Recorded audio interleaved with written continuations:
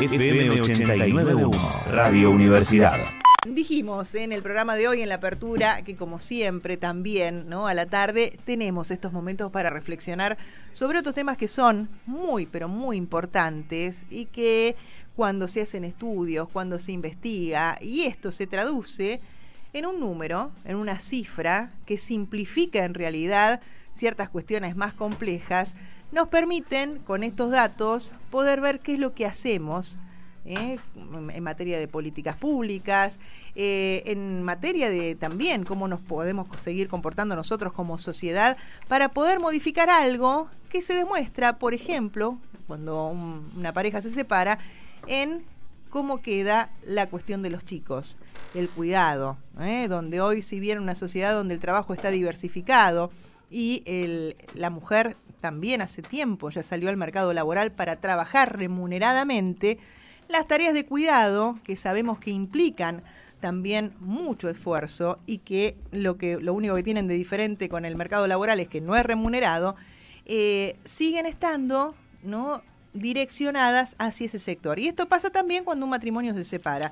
Por eso veíamos una investigación que se hizo en la provincia de Buenos Aires que indica que 7, entre otros datos, ¿no?, 7 de cada 10 madres separadas no recibe la cuota alimentaria. Es decir, que el trasfondo de este dato lo que muestra es que el cuidado de los chicos sigue siendo para muchos una responsabilidad solamente de las mujeres. Por eso, para hablar de este tema, estamos ya en contacto con Lucía Caballero, que es directora de los programas especiales para la igualdad de género del Ministerio de la Mujer de la provincia de Buenos Aires. ¿Qué tal, Lucía? Aquí te saludamos Guillermo, Marina y Andrea desde Común Acuerdo. Hola, ¿qué tal? Buenas tardes, gracias por el interés. No, gracias a vos por estos minutos y bueno, queríamos conocer un poco más, ¿no? ¿Cuánto tiempo llevó esta investigación? ¿Cómo se llegan a estos datos? ¿Y qué cosas, más allá de lo que no muchos podemos saber, que sí, y todos tenemos algún conocido o conocida a la que le cuesta tener, ¿no?, esa cuota alimentaria que sea acorde con lo que hoy gastan los chicos? ¿Qué otros datos también surgieron de esta investigación? Bueno, el trabajo se hizo aproximadamente durante un año. Utilizamos 2 estrategias, una entrevista virtual que contestaron aproximadamente 6.400 mujeres y un trabajo de entrevistas en profundidad a agentes del Poder Judicial, referentes sociales en contacto con la temática, también a mujeres que están en condiciones digamos, estaban en reclamo por incumplimiento de la cuota alimentaria.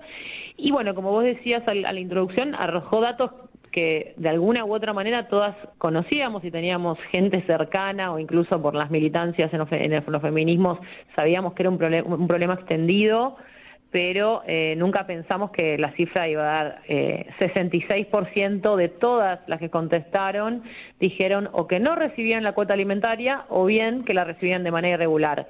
Entonces, esos son datos muy impactantes.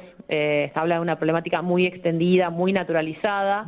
Dentro de esas personas, de esas mujeres, preguntamos, ¿no?, cuáles son las estrategias principales que desarrollan a partir de este incumplimiento, y nos encontramos con que más del 44% nos contestaron que empezaron a depender del dinero de otros, que pueden ser familiares, pero también formas de endeudamiento con bancos o con financieras, es decir, toda una desorganización de la vida cotidiana, una imposibilidad de previsión, de planificar qué hacer con el dinero propio, porque claramente están sometidas a una renegociación permanente todos los meses, ¿no?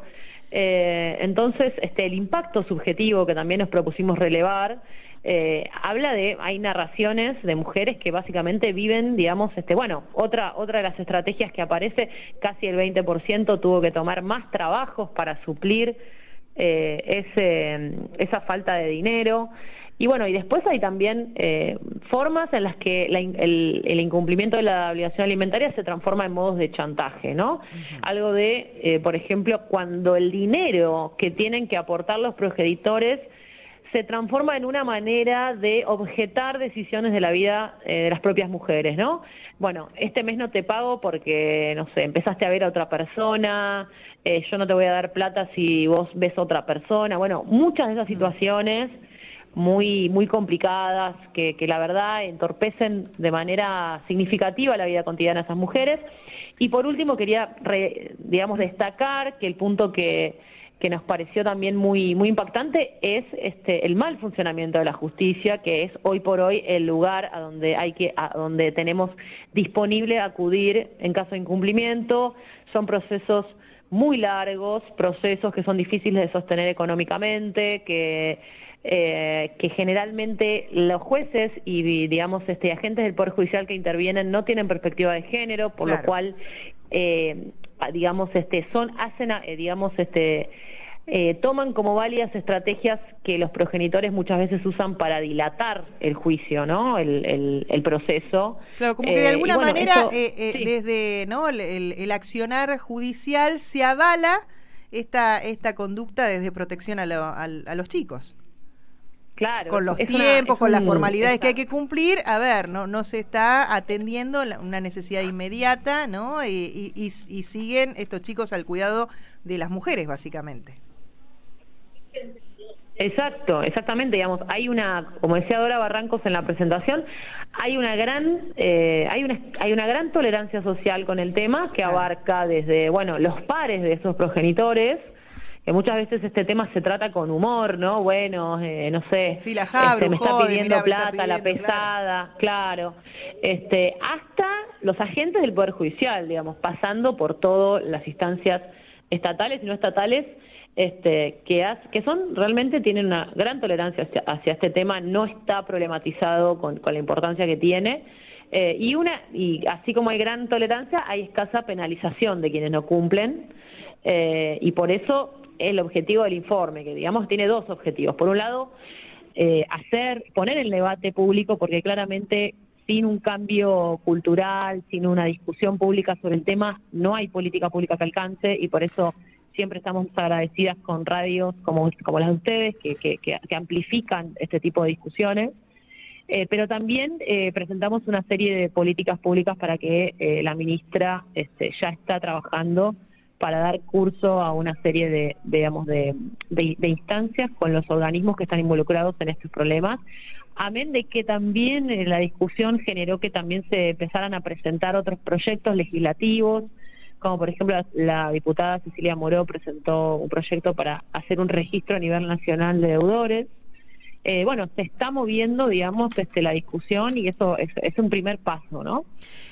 Lucía, justamente te iba a preguntar sobre este registro de deudores alimentarios. ¿En nuestro país eso está vigente en este momento? ¿Estas cifras que salen de este informe se reflejan en este registro? No tenemos un registro nacional. Tenemos distintas legislaciones a nivel provincial. En la provincia de Buenos Aires hay uno, pero faltan aceitar muchos mecanismos para que esas cifras estén actualizadas, para que esas cifras, además para que esos morosos tengan además algún inconveniente, por ejemplo en sacar préstamos o en sacar una licencia de conducir, o la última que pasó es ingresar a una cancha. O sea que tener un registro de morosos a nivel nacional sería un avance. Porque puede pasar también que una persona que es morosa en la provincia de Buenos Aires no figure en un registro de otra provincia, ¿no? Claro. Y haga cosas en otra provincia. Entonces, eso sería un avance. Hay varias medidas. También hay un trabajo que hacer con el Poder Judicial. Hay que involucrar discusión con otros organismos como la FIP, la ANSES. Estamos trabajando en eso, pero claramente todo no depende del Ministerio de Mujeres, pero claramente se van a ir avanzando en estas iniciativas. Y a ver, Lucía, más allá de las políticas o de las iniciativas que le presentaron a la ministra de la provincia, ¿qué otras cosas también se pueden hacer para también ir modificando esa matriz cultural para las nuevas generaciones de hombres, para que puedan entender que la responsabilidad de la crianza es compartida? Y son sus hijos. Uh-huh. Exacto. Esto es muy importante lo que decís, porque el incumplimiento de la cuota alimentaria aparece como, digamos, no se puede pensar como un problema aislado, ¿no? Aparece como un hecho puntual en el momento de la separación, pero habla de un proceso mucho más largo que generalmente es anterior a la separación, que es la desresponsabilización sobre la crianza y sobre el cuidado de las niñas y adolescentes por parte del progenitor varón, claro, que luego, al momento de la separación, se transforma en este incumplimiento. Pero es un problema mucho mayor que, como vos bien decías, tiene que ver con la posibilidad de repensar las masculinidades, de abogar por la corresponsabilidad en los cuidados. Nosotras en el Ministerio de Mujeres tenemos un área dirigida a dos áreas importantes en este sentido. Unas compañeras que trabajan directamente para promover la corresponsabilidad en los cuidados en los ámbitos laborales. También tenemos un área de masculinidades, ¿no? Para pensar y repensar estas masculinidades y estos roles estereotipados de género que luego impactan en esta forma de relacionarnos, ¿no? Creo que es un trabajo que hay que hacer de chicos y de chicas, por eso también es muy importante la educación sexual integral en las escuelas.